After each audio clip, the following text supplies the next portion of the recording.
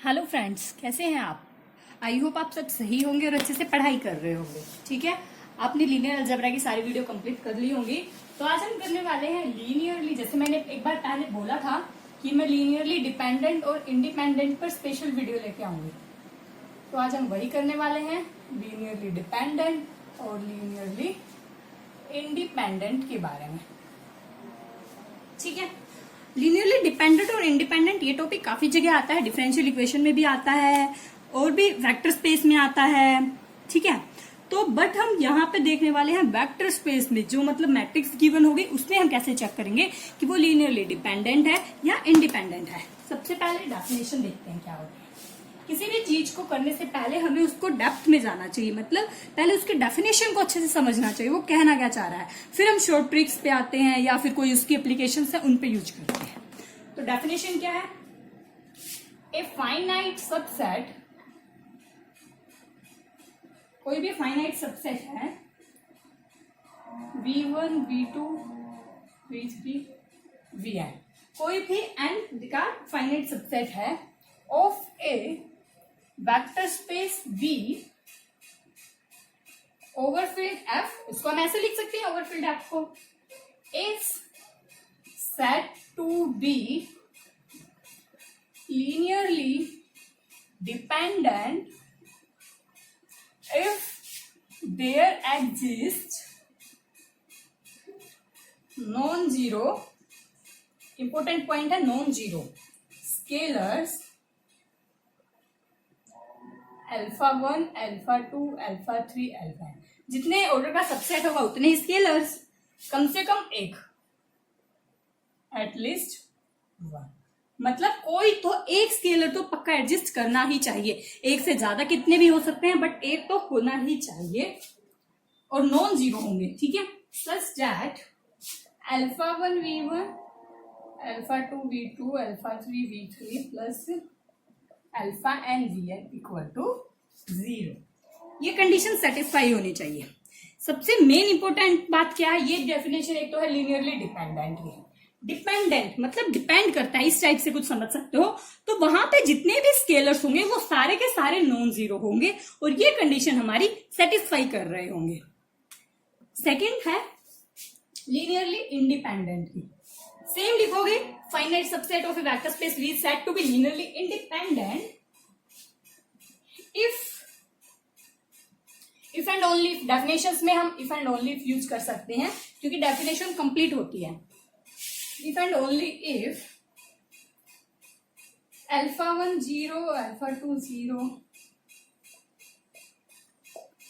क्या समझे आप, दोनों डेफिनेशन आगे सेम है, बस ये कंडीशन अलग है। ये है लीनियरली इंडिपेंडेंट, LIB लिख सकते हैं हम। डिपेंडेंट के लिए हमारे जो स्केलर्स है वो सारे के सारे नॉन जीरो होंगे, कोई भी जीरो नहीं हो सकता और ये कंडीशन सेटिस्फाई करेंगे। बट लीनियरली इंडिपेंडेंट के लिए हमारी कंडीशन सारी सेम है, यही सब कुछ है। एक तो बस यहाँ पे ये नॉन जीरो की जगह जीरो होंगे, जितने भी स्केलर्स एग्जिस्ट करेंगे वो सारे के सारे जीरो होने चाहिए। फर्स्ट इंपोर्टेंट चीज ये है, कंडीशन सेम सेटिस्फाई करेंगे, यही कंडीशन सेटिस्फाई करेंगे। बट लीनियरली इंडिपेंडेंट, इंडिपेंडेंट मतलब वो किसी पे डिपेंड नहीं कर रहे हैं, तो वहां पे जो स्केलर्स हैं वो सारे जीरो होने चाहिए। अगर हमारा एक भी स्केलर नॉन जीरो आ जाता है तो वो हमारा लीनियरली डिपेंडेंट हो जाएगा। ठीक है, ये तो थी मेन डेफिनेशन। एक हम इससे भी चेक कर सकते हैं, इफ रोन्स्कियन, आपने रोन्स्कियन निकालना सीखा होगा, रोन्स्कियन या फिर डेटर्मिनेंट। रोन्स्कियन हम उसमें यूज करते हैं डिफरेंशियल इक्वेशन में, यहां पे यूज होगा डेटर्मिनेंट क्योंकि हम यहाँ पे मैट्रिक्स से डेटर्मिनेंट निकालते हैं। If determinant of A matrix is 0 implies linearly dependent, linearly dependent को हम L dot D भी लिख सकते हैं। if determinant is non-zero of a vector space of a matrix is non-zero then Li। ठीक है, कंफ्यूज मत हो जाना कि यहाँ पे डेटर्मिनेंट जब जीरो है तो लीनियरली डिपेंडेंट है, तो यहाँ स्केलर्स भी जीरो होंगे। डेटर्मिनेंट जीरो होगा बट स्केलर्स नॉन जीरो हो तब होता है linearly dependent.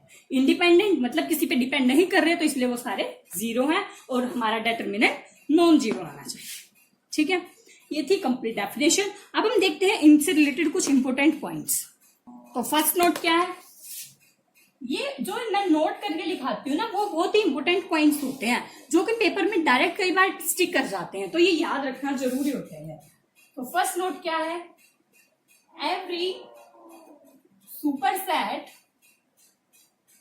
of linearly dependent set is also linearly dependent। LD जहां पर पे मैं लिख रही हूं उसका मतलब है लीनियरली डिपेंडेंट, और अगर जहां पे आई लिखूंगी वहां पे इंडिपेंडेंट। मतलब क्या ना क्या चाह रहा है, ये कोई भी सेट है उसका सुपर सेट, मतलब जैसे हमारे पास V1 V2 V4 दे दी, ठीक है, इसका सुपर सेट मतलब V1 V2 Vn तक ले लो, इसका तो ये सुपर सेट होगा, ये सारा इसमें कंटेंट है, इसीलिए ये सुपर सेट हो गया। तो अगर हमारा ये सेट भी लीनियरली डिपेंडेंट है तो ये भी ऑटोमेटिकली लीनियरली डिपेंडेंट हो जाएगा। क्यों हो जाएगा, एक बार सोच के देखो। अगर हमारा लीनियरली डिपेंडेंट है, ठीक है, अगर ये लीनियरली डिपेंडेंट है तो ऑफ कोर्स मैंने अभी डेफिनेशन में क्या बताया था, अगर लीनियरली डिपेंडेंट है तो ये सारे के सारे नॉन जीरो स्केलर एग्जिस्ट करेंगे। और हमारी बात हुई थी एट लीस्ट वन, मतलब और चाहे सारे जीरो, बट कम से कम एक जो हमारा स्केलर है वो नॉन जीरो होना चाहिए, चाहे और जीरो हो जाए बट एक तो हमारे पास नॉन जीरो आ गया, उसे हम ये बोल सकते हैं। तो अगर ये भी तो सारा सेट इसी में कंटेंट है, अगर यहाँ पर एक नॉन जीरो आ रहा है तो डेफिनेटली वो यहाँ पर भी होगा नॉन जीरो। बट हमारी डेफिनेशन में हमें चाहिए क्या, कि कम से कम एक नॉन जीरो स्केलर एग्जिस्ट करना चाहिए, तो वो यहाँ पर एग्जिस्ट कर जाएगा। तो इसीलिए जो सुपर सेट होता है लीनियरली डिपेंडेंट सेट का, वो भी हमेशा लीनियरली डिपेंडेंट होता है। ऐसे ही every subset of Li is also Li। Linearly dependent का सुपर सेट और लीनियरली इंडिपेंडेंट का सबसेट। सबसेट मतलब कोई भी छोटा सेट, जैसे V1 V2 Vn दिया है, ठीक है, ये बड़ा सेट हो गया, इसका सबसेट है V2, ये है, ये इसका सबसेट है जो कंटेंट होता है, ये सबसेट है, ये सुपर सेट है। तो ये कैसे आया, अब ध्यान से देखो, जैसे हमने उस केस में किया था लीनियरली डिपेंडेंट की डेफिनेशन की एक नॉन जीरो होना चाहिए, तो हमारा अगर एक नॉन जीरो हो गया तो बड़ा सेट भी हो जाएगा। बट लीनियरली इंडिपेंडेंट के केस में हमारा क्या होता है, सारे के सारे स्केलर्स हमारे जीरो होते हैं, मतलब जितना भी सेट है, इस सेट के जितने भी स्केलर्स हैं वो सारे जीरो होंगे। अगर सारे ही जीरो हैं तो अगर हम उसी का कोई छोटा पार्ट लें तो वो तो स्केलर्स तो पहले ही सारे जीरो हैं, इसका ही तो पार्ट है ये, तो इसके भी सारे स्केलर जीरो हो जाएंगे। और हमारी डेफिनेशन भी यही कहती है, इसी का तो सेट है छोटा, तो सारी कंडीशन वो वाली सेटिस्फाई करेगा। इसीलिए ध्यान रखना, कई बार कंफ्यूजन हो जाती है, लीनियरली इंडिपेंडेंट का हमेशा सबसेट होता है और हमेशा, और डिपेंडेंट का सुपर सेट होता है, ठीक है। बहुत ही इंपॉर्टेंट दोनों पॉइंट्स थे ये, बहुत कंफ्यूजन होती है बच्चों को इनमें। थर्ड पॉइंट है, a set containing zero vector is linearly dependent, मतलब कोई भी सेट जो जीरो वेक्टर कंटेन करता है, जैसे फॉर एग्जांपल हम जीरो को कैसे लिख सकते हैं,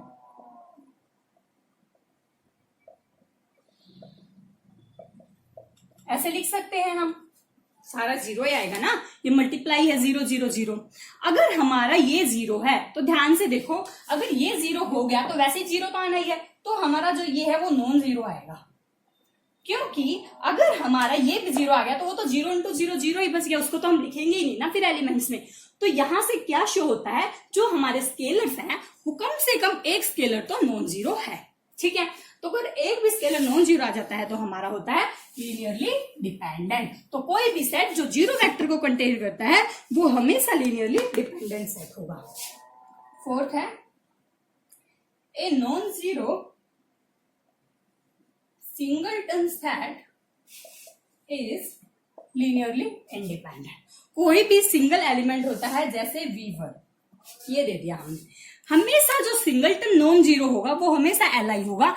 क्यों होगा, क्योंकि हमें कंडीशन ये सेटिस्फाई करवानी होती है, एक ही वेक्टर है तो इतनी कंडीशन हो जाएगी।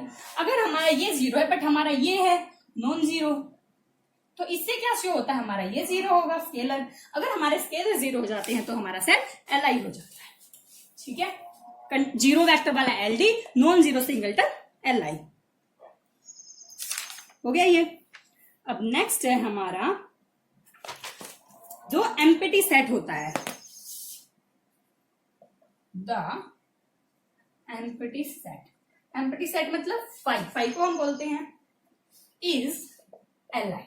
हमारा जो एम्प्टी सेट होता है वो लीनियरली इंडिपेंडेंट होता है, मतलब इससे क्या हम कह सकते हैं, hence every linearly dependent set must be non empty. मतलब हमारा जो अगर कोई भी एम्प्टी सेट आ जाता है वो तो डेफिनेटली लीनियरली इंडिपेंडेंट होगा, बट अगर जो इससे ये कंडीशन, क्योंकि अगर फाई आ गया तो ऑफकोर्स लीनियरली इंडिपेंडेंट होगा, तो इससे क्या कंडीशन ड्रॉ होती है कि कोई भी linearly dependent set non empty नहीं हो सकता। हमें मतलब मस्ट भी नॉन एम्प्टी होगा, कभी भी एम्प्टी सेट नहीं हो सकता। ठीक है, फिर है if two vectors are multiples of each other, then they must be LD। दो वेक्टर कोई भी आपस में मल्टीप्लाई हैं तो वो हमेशा LD होंगे, क्योंकि वो दूसरे से हम जनरेट कर सकते हैं, दूसरे पे डिपेंड करेगा। जैसे फॉर एग्जांपल एक वेक्टर दे दिया 1 2 1, ठीक है, ये है A। B दे दिया 2 4 2, तो हम जो हमारा B है वो हम A से बना सकते हैं। अगर हम ये क्या बन जाएगा 2 1 2 1, अगर हम A को 2 से मल्टीप्लाई कर दें तो हमारा B बन जाएगा। तो इससे क्या हो, दो कोई भी दो वेक्टर है वो मल्टीपल है एक दूसरे के, ये इसका 2 गुना है, तो हमारे ये हमेशा लीनियरली डिपेंडेंट होंगे। ठीक है, नेक्स्ट है हमारा 7 point, the column of a matrix is linearly independent होंगे if and only if the equation ax equal to 0 has trivial solution। ये हम सॉल्यूशन वगैरह का वैसे नेक्स्ट में भी करने वाले हैं डिटेल से, यहाँ पे सिर्फ इतना समझ लो, जो हमारे मैट्रिक्स के कॉलम होंगे वो लीनियरली इंडिपेंडेंट होंगे अगर हमारा ट्रिवियल सॉल्यूशन एग्जिस्ट करता है।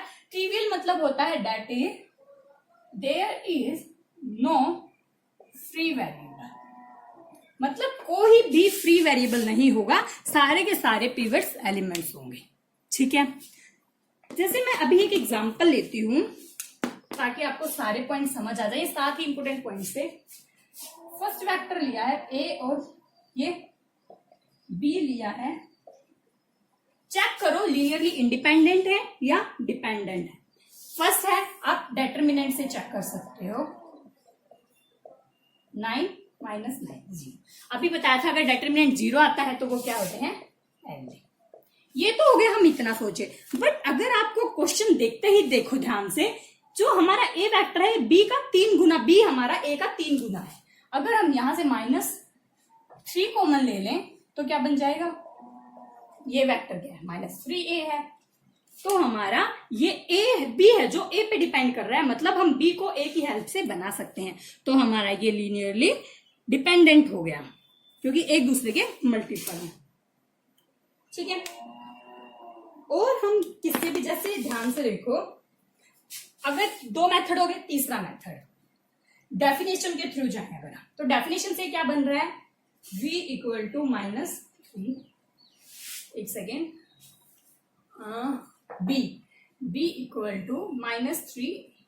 ठीक है, ये बन रहा है हमारा, तो हमारी क्वेश्चन क्या बन जाएगी, 3a plus b equal to 0।